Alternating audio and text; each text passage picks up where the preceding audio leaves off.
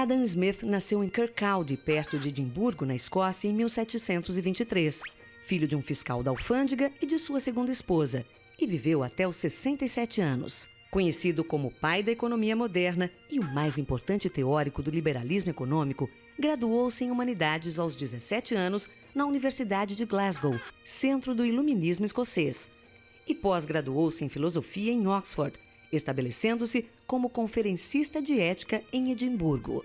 Aos 27 anos, de volta à Universidade de Glasgow, agora como professor, lecionou lógica e depois filosofia moral, isto é, teologia, ética, jurisprudência e economia política.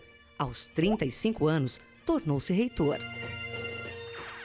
No seu círculo de amizades, convivia tanto com James Watt, engenheiro escocês que viabilizou a máquina a vapor, propulsora da Revolução Industrial, como com David Hume, filósofo escocês, ou ainda com os experientes mercadores do comércio colonial, que o atualizavam sobre economia na prática. Em 1759, Smith publicou seu primeiro livro, A Teoria dos Sentimentos Morais, sobre a natureza humana, suas paixões, seu egoísmo. Para ele, os homens possuíam uma voz interior, com sentido moral, que os aconselhava sobre seus atos. Convidado a ser tutor do Duque de Buccleuch no ano de 1763, Smith levou-o a estudar em Toulouse, Genebra, Londres e Paris, onde conheceu os iluministas e suas ideias de liberdade, que inspirariam a Revolução Francesa e a independência dos Estados Unidos.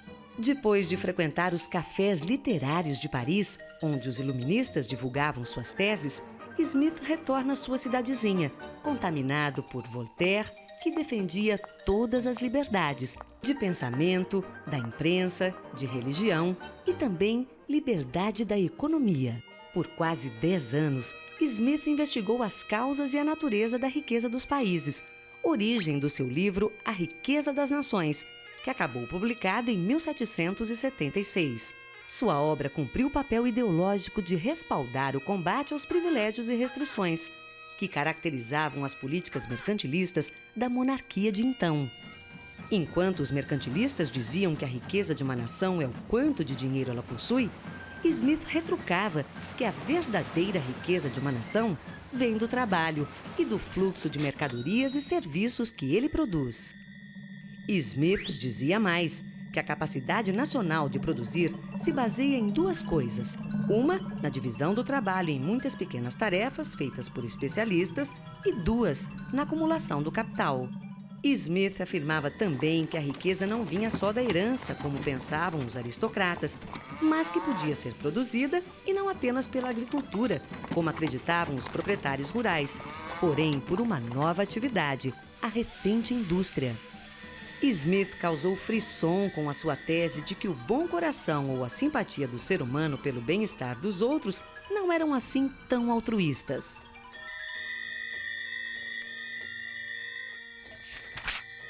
Não é da benevolência do açougueiro, do cervejeiro e do padeiro que esperamos o nosso jantar, mas da consideração que eles têm pelos próprios interesses. Apelamos não à sua generosidade, mas ao seu amor próprio, pois nunca os comoveremos pelas nossas necessidades, mas pelas vantagens que eles podem obter. Ele afirmava que tudo funciona melhor em um ambiente onde o homem tem liberdade para empreender, movido por uma espécie de mão invisível que o empurra naturalmente ao lado certo. Mão invisível que os franceses chamavam de laissez-faire, traduzindo, deixa fazer. Se há um produto em abundância, o preço baixa, dizia Smith. Por outro lado, se um produto é raro e difícil de encontrar, o preço sobe e as pessoas se dispõem a pagá-lo. É aí que entra a mão invisível, apontando ao empresário o caminho onde investir para lucrar, ao mesmo tempo em que faz o bem.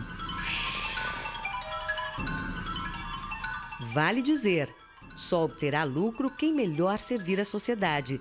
Vencer a concorrência não requer apenas a venda pelo menor preço, mas também a criatividade, as invenções que aperfeiçoam os produtos, os serviços e as artes.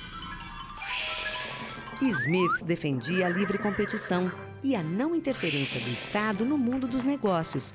Ao Estado, ele dizia, cabe manter a ordem, proteger o patrimônio, construir obras de infraestrutura e cuidar da educação.